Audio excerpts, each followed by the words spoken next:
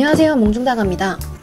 지금 저 박스를 보니까 오늘은 뭘 만들지 말 안 해도 아시겠죠? 오늘은 우리 짱구의 밥을 해주려고 합니다.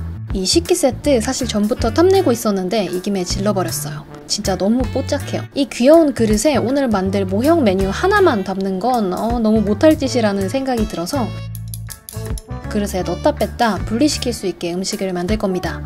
그릇 지름보다 조금 작게 원판을 잘라줬어요. 이걸 그릇에 넣어서 일종의 받침으로 사용할 건데요. 좀 더 안정적인 작업을 위해서 키네틱 샌드를 가져왔습니다. 작업 안 하고 자꾸 만지게 되는 기분 좋은 촉감이에요. 키네틱 샌드를 그릇에 채워주고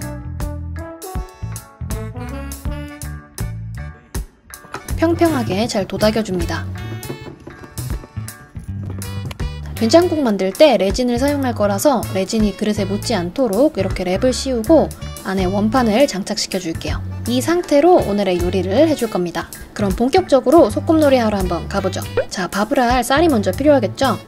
쌀알 모두 직접 만들었습니다. 가내수공업 완전 끝판왕이죠. 이렇게 모양을 좀 섬세하게 잡아주면 진짜 쌀알 같은데 솔직히 한두 개도 아닌데 전부 다 이렇게까지 만들 수는 없어서 전체적으로 길고 납작한 느낌에 집중해서 만들어줬어요. 시간이 조금 걸리기는 하지만 제가 이런 작업들을 위해서 이 넷플과 왓챠를 동시구독하지 않겠습니까?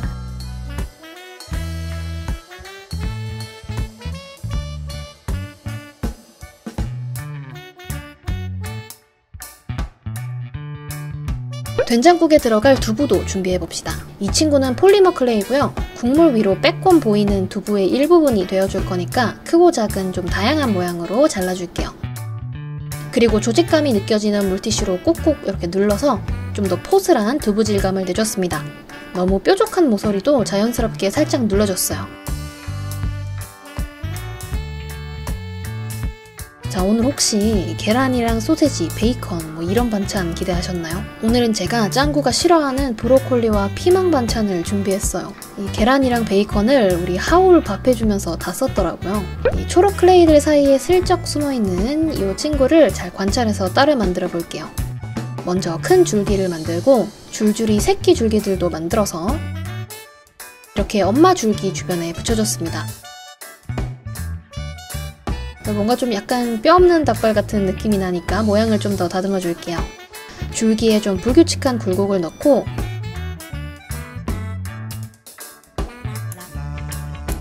작은 디테일들도 넣어줬어요.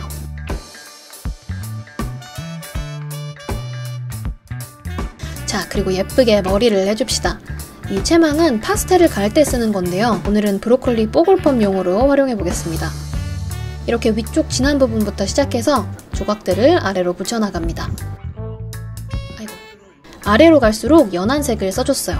이렇게 다 붙여줬는데요. 아직은 조금 4세용 장난감 같잖아요. 연령대를 조금만 더 높여봅시다. 조각들을 연결하면서 질감을 좀 더 섬세하게 내줄게요. 중간중간 작은 조각들을 덧붙여주니까 좀 더 자연스럽더라고요. 짠! 형님 반으로 진급시켜줬어요. 준비할 마지막 재료는 피망과 다진 고기인데요. 피망 모양을 조금 수월하게 만들기 위해서 중앙에 고기 덩어리부터 잡아줍니다. 이 덩어리를 감싸서 피망의 큰 모양을 먼저 만들어줄게요.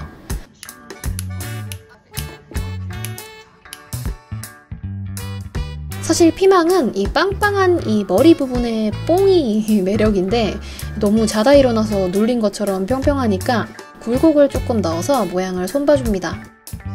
혹시 어릴 때 피망 잘 드신 분 계신가요? 피망이 약간 그 편식의 대표 주자 같은 느낌이잖아요. 어릴 적에 이 그린 망토의 피망맨이라는 그림책이 집에 있었는데요. 이 맛 때문에 어린이들한테 미움받던 피망맨이 세균을 물리치는 모습을 보고 아이들이 편식을 안 하게 된다 그런 내용의 책인데 제가 어릴 때 피망을 좋아했는지 싫어했는지는 사실 잘 기억이 안 나요. 근데 그 책은 아주 닳도록 덤벼봤던 기억이 나네요.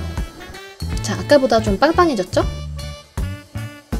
이제 고기를 좀 더 채워 넣어줍시다. 질감을 내는 도구만 다르고 사실 브로콜리 만드는 방법이랑 비슷합니다. 대충 이렇게 클레이를 뜯어서 불규칙적으로 놔주고 노트봉으로 연결시켜준 다음에 은박지로 계속 질감을 내줬어요. 피망 싫어하는 짱구를 위해서 이 듬뿍듬뿍 넣어줬습니다. 자, 이제 나중에 노릇하게 구워주도록 하고 재료가 다 준비됐으니까 본격적으로 요리를 하러 갈 겁니다. 역시 밥부터 먼저 앉혀놔야죠. 클레이로 기본 모양을 잡아주고 이 노가다의 결과물을 올려줍니다.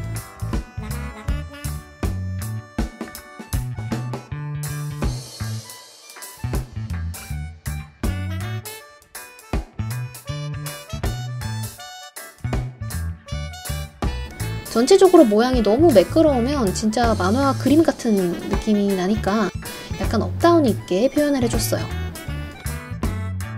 중간중간 쌀알을 세로로 이렇게 꽂아주니까 조금 더 자연스럽더라고요. 된장국이 들어갈 그릇의 원판은 국과 비슷한 색으로 먼저 칠해줬습니다. 아까 준비한 두부를 잘 배치해주고요.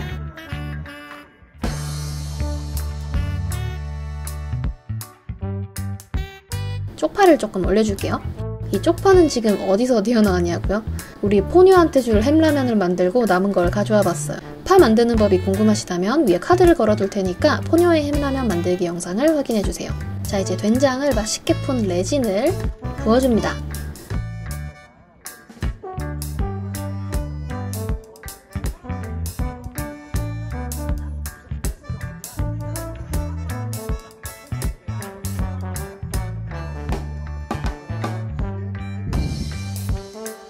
두부도 조금 촉촉하게 적셔줬어요.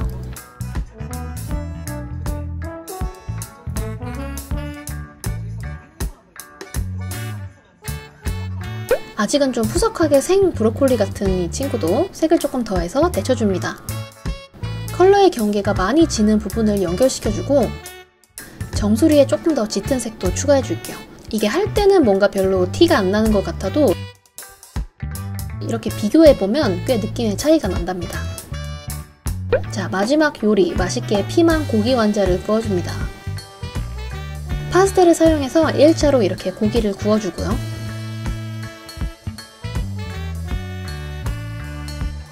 이 피망 지금 너무 아삭아삭해 보이잖아요. 뜨거움의 맛을 본 좀 이렇게 칙칙하고 약간 자연스러운 색깔로 칠해줘 볼게요.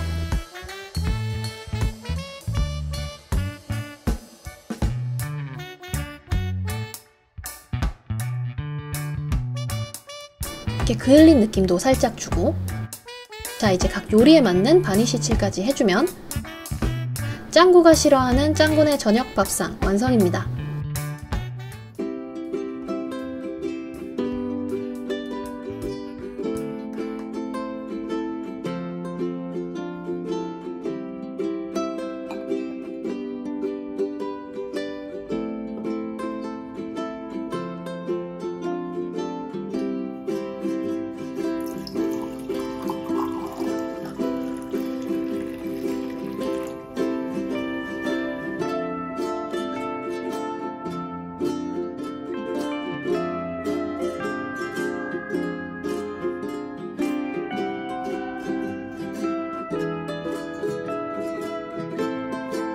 짱구가 먹기 싫어하는 것 같으니까 여러분이 눈으로라도 맛있게 맛봐주세요.